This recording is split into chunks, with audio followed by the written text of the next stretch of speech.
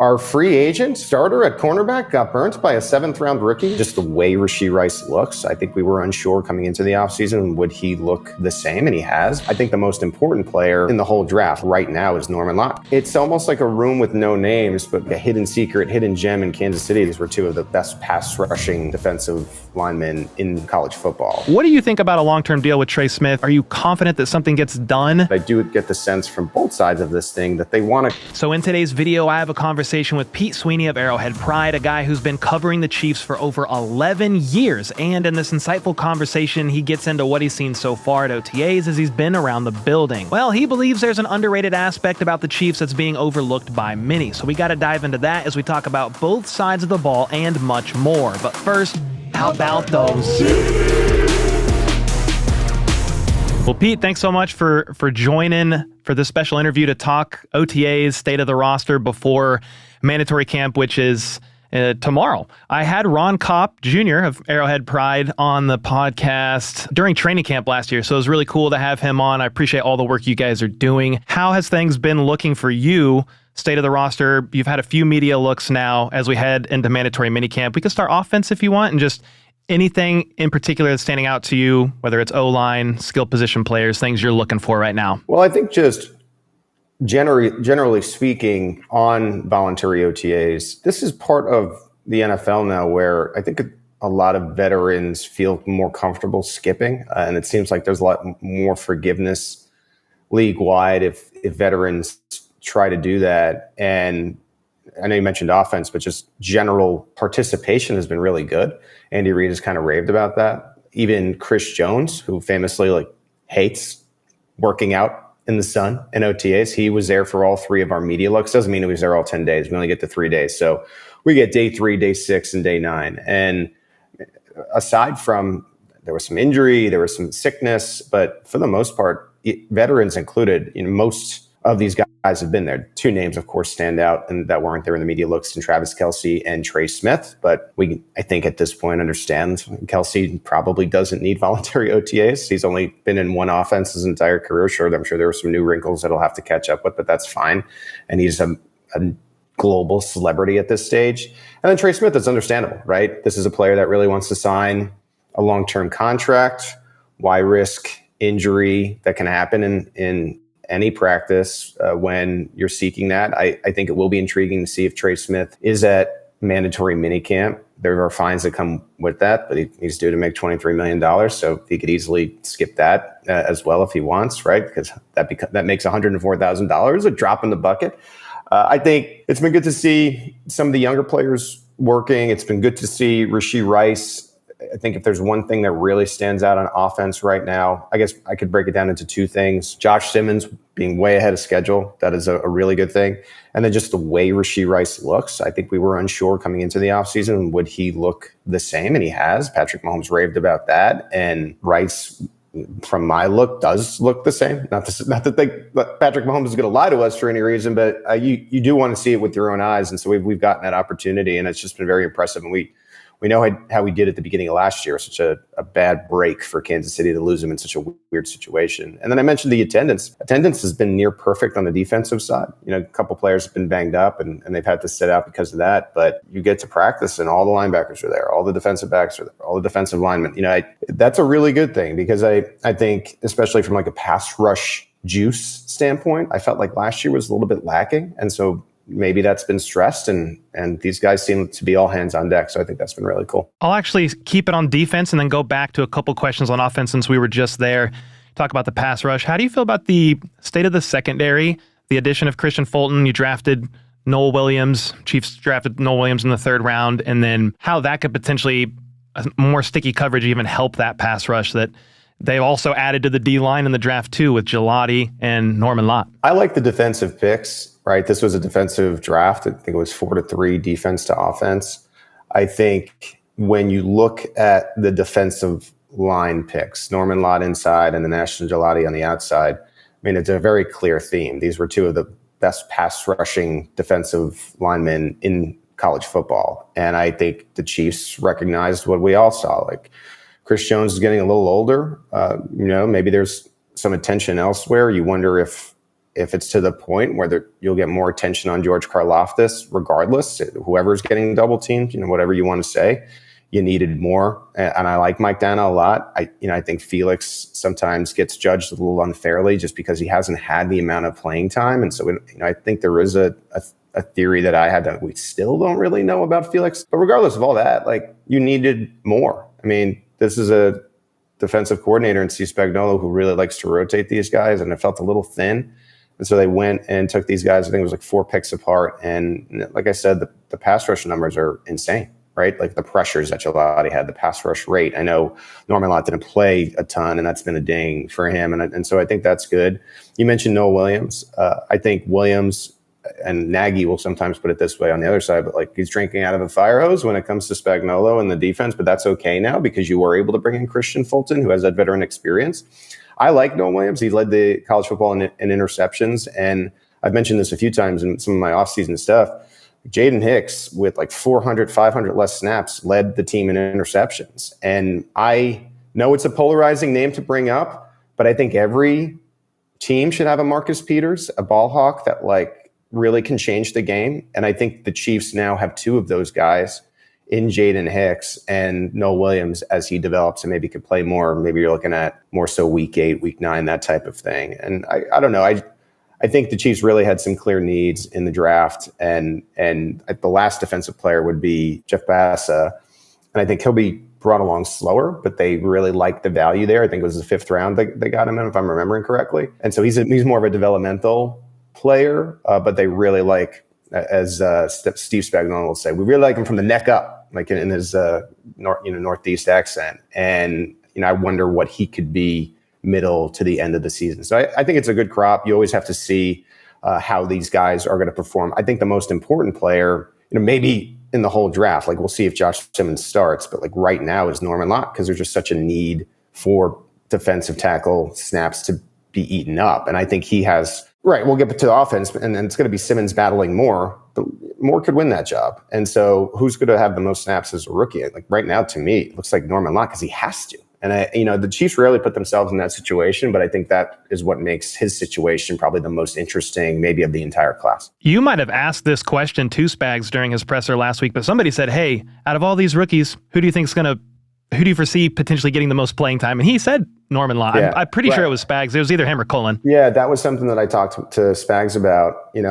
I kind of framed it as, well, ideally Norman Lott is going to be able to. And he's always cautious. He goes, "Yeah, Pete, that's the hope." And it's I think a lot of people in Kansas City are hoping that he can translate. It's very interesting because, like I said, I think he has the most clear path to playing time, and the storyline surrounding him was a lack of playing time in college. So, you talk about a theme that always comes up is rookie walls. I mean, that could be a concern, right? If you're trying to cover the whole thing with a lack of bias. But I think that the Chiefs really like this player. I think Charles Omenihu being back fully healthy could take some of that pressure off that situation as well. And so I like what they've done. These players have to pan out. You never know until they play. There's great picks and there's busts in every single draft. But, you would think, theory would tell you that, and hopefully for Chiefs fans, it's both. But in theory, either Ashton Gelati or Norman Lott is going to be a hit. And I think that's a very good thing because you need that pass rush juice. Yeah, heck yeah. And just what you said too, Karlaftis, I feel like going to start just getting more attention. He's less underrated, in my opinion now. He was a little bit more under the radar just because of who else you had on the team, and obviously Chris Jones in the middle.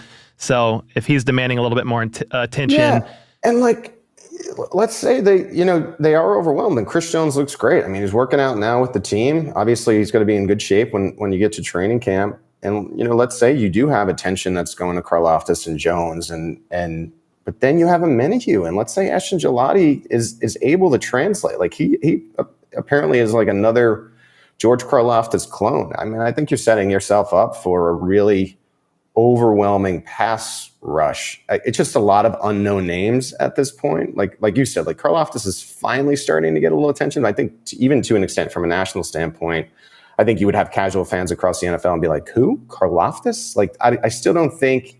But it's almost like a room with no names, but it's almost like a hidden secret, hidden gem in Kansas City that I think this line could be really disruptive and good if everything pans out. Like anything in the NFL, it has to pan out. But I like the maneuvering that Kansas City has done to put itself in this position. Especially with, we'll move on from the D-line here, but just especially with how several of those guys can play inside or outside. You could do that with a Minihue. Dana can do it a little bit. Obviously, Chris Jones will line up on some downs and just pick who he wants to line up against. That's been like the Spagnuolo-Cullen theory. It's like we want almost the defensive line to be positionless. Like any guy can kind of play inside, any guy can kind of play outside.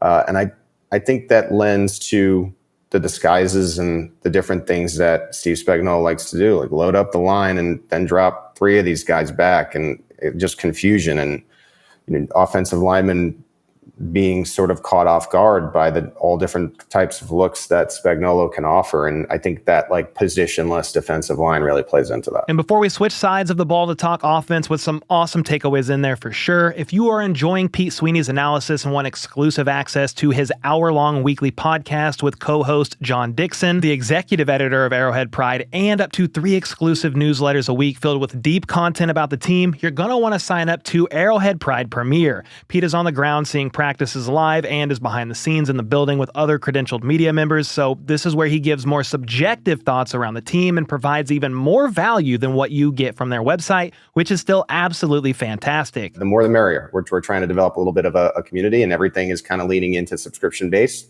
whether we like it or not. And so, I invite you to come join and see what it's like. You can sign up monthly or annually, which is the best value, and the link to join is in the description and pin comment down below. And then make sure you are following Pete on Twitter/X, because every media look for OTAs, minicamp, and training camp, he gives a thread of his observations, and they are one of the highlights of the day for sure. One thing that caught my eye actually from your thread, and this will kind of throw us back to the offensive side of the ball, Brashard Smith caught a deep pass for a touchdown. A lot of the beat reporters mentioned it, but I didn't fully understand the context of how that play kind of went down with Christian Fulton on him in coverage one-on-one. So that was one thing that really caught my eye. I know he's a 7th-round rookie. The running back room is going to be very competitive, but he's one of the best pass-catching backs in this draft class, 7th round or not. What are your thoughts on Brashard Smith and maybe the state of the running back room right now? He kind of projects as like a wide receiver running back hybrid, right? He's had experience with both. This was a particular play where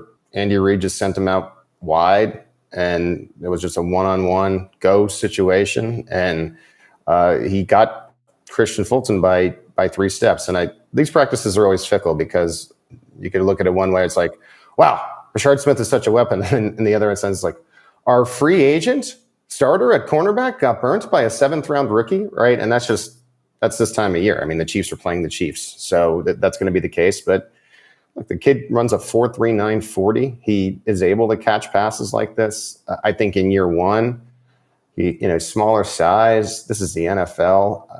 I don't think he's going to be vying for those in between the trenches Isaiah Pacheco and Kareem Hunt burst through type of snaps, but I think he'll have a role as a returner. He'll have a role in some of these looks that maybe you would see from Mecole Hardman, who's a member of the Green Bay Packers now, and it might be one of these sneaky weapons that you really get excited about. The running back room's really interesting. I think Pacheco has a place on this team. I think Kareem Hunt is now going to have a full offseason. You would think even as he gets older, he should be solid.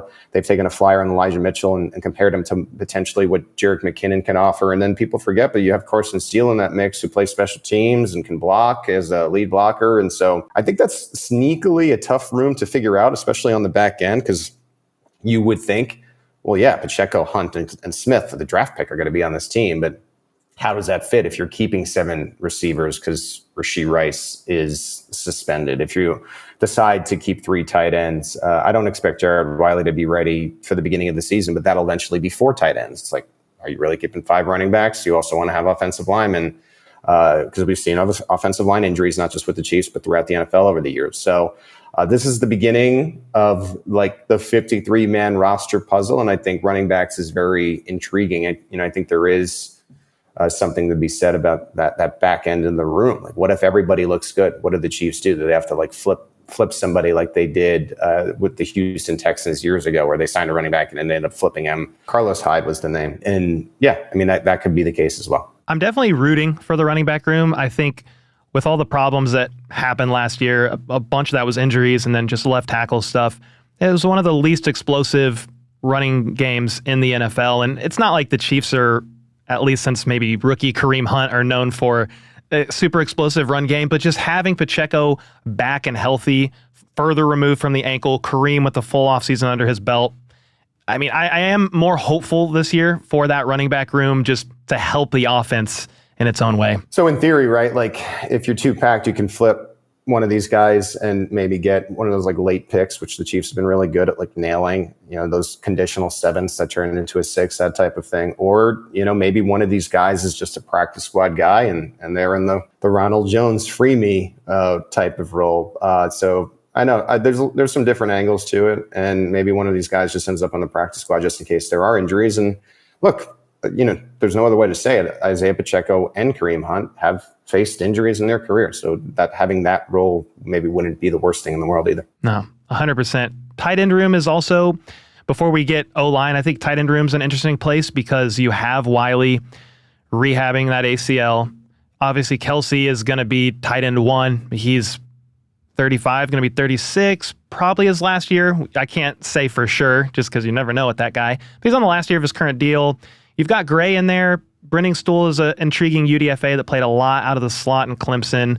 What are a couple just things you've seen in the tight end room before we shuffle over to the O-line? And before we get to Pete Sweeney's answer here, when it comes to high quality meat and seafood, the delicious sponsor of today's video, Good Chop, is something my entire family has thoroughly enjoyed for about 1.5 years now. There's over 100 menu items to choose from as well, which really helps. USDA choice and prime steaks, 100% grass-fed beef, wild-caught seafood, and much more. Then once you select your cuts, Good Chop helps remove the guesswork at grocery stores altogether by shipping vacuum-sealed cuts frozen at peak freshness straight to your door. This allows you to throw them back in the freezer for later or leave some out to thaw and cook much sooner. The flexibility we have is one of my favorite aspects about using Good Chop, but I also love that they source their meat and seafood from American farms and fisheries. This go round, the beef tri-tip and boneless pork chops made for a fantastic date night dinner with my wife. Yes, we made both because why the heck not? Then the boneless skinless chicken breasts went great over salad. The sockeye salmon was a family favorite once again, but honestly, it was all good and we devoured it per usual. On top of that, Good Chop sources only the good stuff, which is why they feel confident about their 100% money back guarantee. Love Good Chop or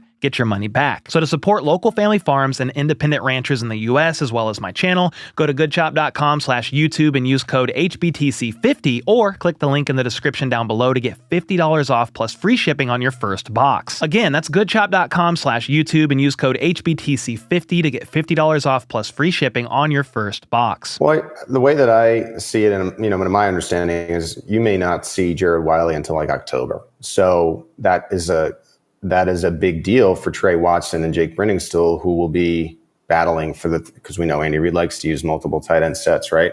So one of these UDFAs are going to make the team by default. And so I just think people are excited about Brenningstool, but just like don't sleep on Trey Watson. And it seemed like he might have been injured the last look that we had, kind of out of the mix. Same thing with Brenningstool. I think Watson missed the earlier practice and then Brenningstool was in a ball cap. So, they got to be on the field to win the job.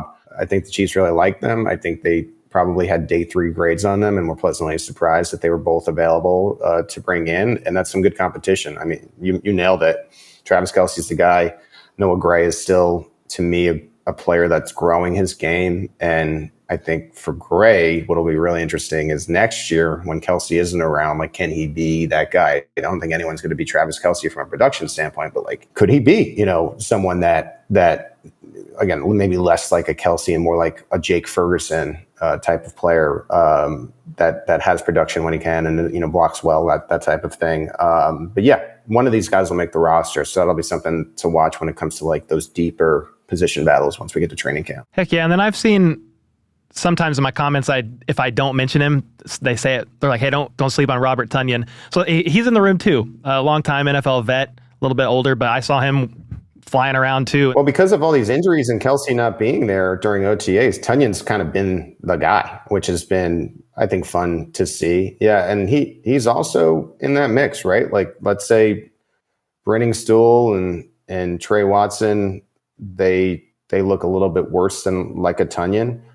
theoretically speaking, if you don't have these like dazzling preseason moments, maybe you could sneak one of those guys on the practice squad and they could develop down there, like we've seen the Chiefs develop, with Jody Fortson, or if you want to go even deeper in that, Demetrius Harris, and then all of a sudden you have someone maybe like next year that you feel really good about that's been in the building and has really grown and gotten stronger, that type of thing. So there are different angles to it. Like I said, I like one of these guys to be the third tight end, and then Wiley's spot will just be kind of kept warm until he's ready to go. And like I said, I don't anticipate that till at least month 2 of the NFL season. So another guy coming off of a season-ending knee injury, O-line, Josh Simmons, round 1 pick. We don't need to talk about it too long because I feel like it has been the topic of conversation all offseason long. But now that you've seen multiple practices and Simmons has been doing some teamwork, he seems ahead of schedule.